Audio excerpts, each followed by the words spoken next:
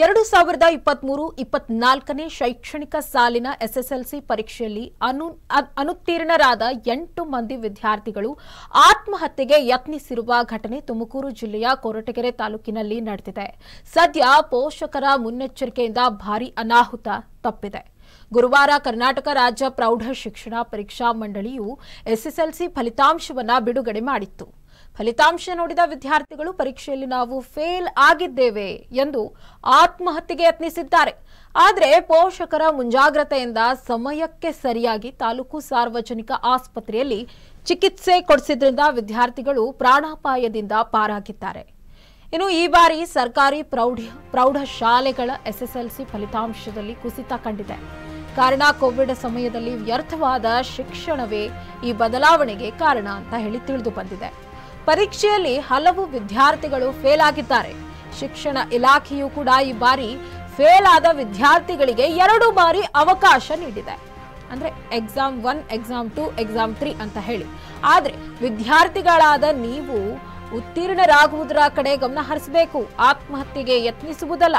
ಪೋಷಕರು ಸಹ ಇಂತಹ ಸಮಯದಲ್ಲಿ ಮಕ್ಕಳನ್ನ ಒಬ್ಬಂಟಿಯಾಗಿ ಬಿಡದೆ ಸಮಾಧಾನ ಪಡಿಸಿ ಧೈರ್ಯ ತುಂಬುವ ಕೆಲಸ ಮಾಡಿ ಸಂತೋಷದಿಂದ ಕಾಣಬೇಕು ಎಂದು ವೈದ್ಯರು ಮತ್ತು ಶಿಕ್ಷಕರು ಮಕ್ಕಳ ಮತ್ತು ಪೋಷಕರಿಗೆ ಸಲಹೆಯನ್ನ ನೀಡಿತು. ನಾವು ಸಾಕಷ್ಟು ಸರಿ ಹೇಳ್ತಾ ಇರ್ತೀವಿ ಮಕ್ಕಳಿಗೆ, ಈ ಸರಿ ವಿಶೇಷವಾಗಿ 3 ಎಕ್ಸಾಮ್ ಅನ್ನು ಕೊಟ್ಟಿದ್ದಾರೆ. ಆಮೇಲೆ 3 ಎಕ್ಸಾಮ್ ಕೊಟ್ಟರು ಒಂದೇ ಸರಿ ಪಾಸ್ ಆದಂಗೆ ಅಂತಕ್ಕಂತಹ ಸರ್ಕಾರಿ ಆದೇಶ ಇದೆ. ಮೊದಲನೇ ಸರಿ ಪಾಸ್ ಆದವ್ರಿಗೆ ಏನು ಮಾರ್ಕ್ಸ್ಗಳು ಬರ್ತಿತ್ತು, 3ನೇ ಸರಿ ಪಾಸ್ ಆದವ್ರಿಗೂ ಅದೇ ಥರ ಮಾರ್ಕ್ಸ್ಗಳು ಬರ್ತೈತೆ. ಯಾವುದೇ ಪ್ರಕಾರ ಭಿನ್ನಾಭಿಪ್ರಾಯ ಇಲ್ಲ. ಆಮೇಲೆ ವಿಶೇಷವಾಗಿ ಏನು ಅಂತಂದ್ರೆ ಈ ಸಾರಿ ಒಂದು CC ಕ್ಯಾಮ್ರಾ ಹಾಗೂ ವೆಬ್ ಕಾಸ್ಟಿಂಗ್ ಅಂತಕ್ಕಂಥ ಒಂದು ಕಣ್ಗಾವಲು ಇರ್ತಕ್ಕಂತಹ ಒಂದು CC ಕ್ಯಾಮ್ರಾವನ್ನು ಇಟ್ಟಿದ್ರು. ಆದ್ರೆ ಮಕ್ಕಳು ಏನಾಗಿದೆ ಅಂದ್ರೆ ಭಯಭೀತರಾಗಿದ್ದಾರೆ ಅಷ್ಟೇ.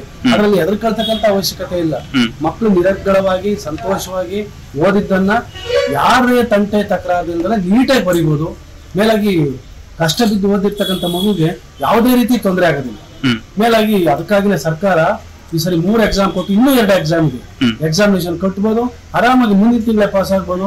3 ಎಕ್ಸಾಮ್ ಪಾಸ್ ಆದ್ರೂ ಮತ್ತೆ ಎಜುಕೇಶನ್ ಕಂಟಿನ್ಯೂ ಮಾಡ್ಲಿಕ್ಕೆ ಯಾವುದೇ ರೀತಿ ತೊಂದರೆ ಆಗೋದಿಲ್ಲ.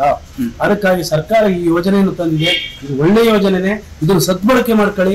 ಮೇಲಾಗಿ ನೀವು ಮಕ್ಕಳು ಆತುರದ ತೀರ್ಮಾನವನ್ನು ತೆಗೆದುಕೊಂಡ್ರೆ ಪೋಷಕರು ಬಹಳ ತಿಳಿ ಮಾಡಿ ಕಷ್ಟ ಬಿದ್ದು ಬಹಳ ನೋವಿನಿಂದ ಬಹಳ ಸಂಕಟ ಬಿದ್ದು ನಿಮ್ಮನ್ನ ಇರೋ ಒಬ್ಬೊಬ್ಬ ಮಕ್ಕಳನ್ನ ಬಹಳ ಪ್ರೀತಿಯಿಂದ ಬಹಳ ಇಷ್ಟಪಟ್ಟು ಬಹಳ ಕಷ್ಟಪಟ್ಟು ಓದಿಸ್ತಾ ಇರ್ತಾರೆ. ಅದು ನೀವು ತಿಳ್ಕೊಳ್ಬೇಕಾಗಿತ್ತು. ಮಕ್ಕಳು ಮುಂದಿನ ದಿನಗಳಲ್ಲಿ ಇದು ಮಾರ್ಗದರ್ಶಿ ಆಗ್ಬೇಕು. ನೀವು ಮಾಡ್ತಕ್ಕಂತ ಪರೀಕ್ಷೆ ಇಡೀ ಹಿಂದೆ ಬರ್ತಕ್ಕಂತಹ ಮಕ್ಕಳಿಗೆ ಇದೊಂದು ಮಾರ್ಗದರ್ಶಿಯಾಗಿ ಒಳ್ಳೆಯ ತೀರ್ಮಾನವನ್ನು ತೆಗೆದುಕೊಂಡು ಓದ್ತಕ್ಕಂಥದ್ರ ಬಗ್ಗೆ ಜವಾಬ್ದಾರಿ ಪ್ರತಿ ಮಕ್ಕಳಿಗೂ ಬರಲಿ ಅಂತ ಈ ಸರಿ CC ಕ್ಯಾಮ್ರಾ ವೆಬ್ ಕಾಸ್ಟಿಂಗ್ ಅಂತಕ್ಕಂತಹ ಕ್ಯಾಮ್ರಾವನ್ನು ಅಳವಡಿಸಿದ್ದಾರೆ. ಇದರಿಂದ ತಪ್ಪೇನು ಅಂತ ಅಲ್ಲ, ಪ್ರಾಮಾಣಿಕ ವಿದ್ಯಾರ್ಥಿಗೆ ನ್ಯಾಯ ಸಿಗಲಿ ಅನ್ನೋ ಒಂದೇ ಉದ್ದೇಶದಿಂದ ಇದನ್ನು ಮಾಡಿರ್ತಕ್ಕಂಥದ್ದು. ದಯವಿಟ್ಟು ಮಕ್ಕಳು ಈ ತೀರ್ಮಾನ ತೆಗೆದುಕೊಳ್ಬಾರ್ದು.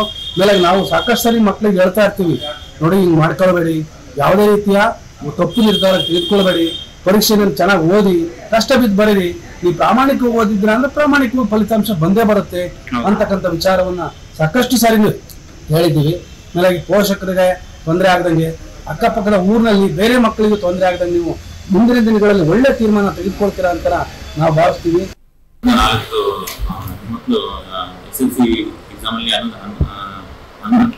ಅನುತ್ತೀರ್ಣರಾದ್ರಿಂದ ಫೇಲ್ ಆಗಿರೋದ್ರಿಂದ ಅವ್ರು ಬಂದು ಅವರು ಮನಸ್ಸಿಗೆ ಅಂದ್ಕೊಂಡು ಏನೋ ಟ್ಯಾಬ್ಲೆಟ್ ಆಗಲಿ ಈ ಬೆನ್ನೈಲ್ ಆಗಲಿ ಅಂತ ಕುಟ್ಕೊಂಡು ಬಂದಿದ್ರು. ಅವೆಲ್ಲ ಟ್ರೀಟ್ಮೆಂಟ್ ಮಾಡ್ಬಿಟ್ಟು ಎಲ್ಲ ಚೆನ್ನಾಗಿ ಟ್ರೀಟ್ಮೆಂಟ್ ಮಾಡ್ಬಿಟ್ಟು ಅಡ್ಮಿಷನ್ ಮಾಡಿದ್ವು. ಸೊ ಎಲ್ಲ ಗುಣಮುಖರಾಗಿದ್ದಾರೆ. ಅದರಿಂದ ಈ ಥರ ಮತ್ತೆ ವಿದ್ಯಾರ್ಥಿಗಳು ಈ ಥರ ಯಾವಾಗಲೂ ಮನನೊಂದು ಈ ಥರ ಯಾವತ್ತು ಆತ್ಮಹತ್ಯೆಗೆ ಯಾವತ್ತೂ ಅವರು ಟ್ರೈ ಮಾಡಬಾರ್ದು. ಅವರು ಧೈರ್ಯದಿಂದ ಎಲ್ಲ ಎಕ್ಸಾಮ್ಸ್ ಪಾಸ್ ಮಾಡಿ ಇನ್ನೊಂದು ಎಕ್ಸಾಮ್ ಸಪ್ಲಿಮೆಂಟರಿ ಎಕ್ಸಾಮ್ ಇರ್ತವೆ, ಅದರೆಲ್ಲ ಚಾನ್ಸ್ ಇರುತ್ತೆ ಪಾಸ್ ಮಾಡೋದಕ್ಕೆ. ಸೊ ಈ ಥರ ಒಂದೇ ಸರಿ ಈ ಥರ ಏಕಾಏಕಿ ಡಿಸಿಷನ್ ತಗೊಂಡು ಅವ್ರ ಲೈಫ್ ಹಾಳು ಮಾಡ್ತಾರೆ. ಅವ್ರಿಗೆಲ್ಲ ಮುಂದೆ ಒಳ್ಳೆ ಭವಿಷ್ಯ ಇರುತ್ತೆ. ದಯವಿಟ್ಟು ಎಲ್ಲ ವಿದ್ಯಾರ್ಥಿಗಳು ಏನಂದ್ರೆ ಯಾವುದೇ ಎಕ್ಸಾಮ್ ಫೇಲ್ ಆದರೆ ನೀವು ಯಾವತ್ತೂ ನಿಮ್ಮ ಮನ ನಿಂತದೆ ಧೈರ್ಯವಾಗಿ ನೆಕ್ಸ್ಟ್ ಬಾರಿ ಎಕ್ಸಾಮ್ಸ್ ಫೇಸ್ ಮಾಡಿ ನೀವು ಭವಿಷ್ಯ ನಿಮ್ಮ ಒಳ್ಳೆ ಭವಿಷ್ಯನ ರೂಪಿಸ್ಕೊಳ್ಬೇಕು ಅಂತ ನಾನು ಹೇಳ್ತೀನಿ.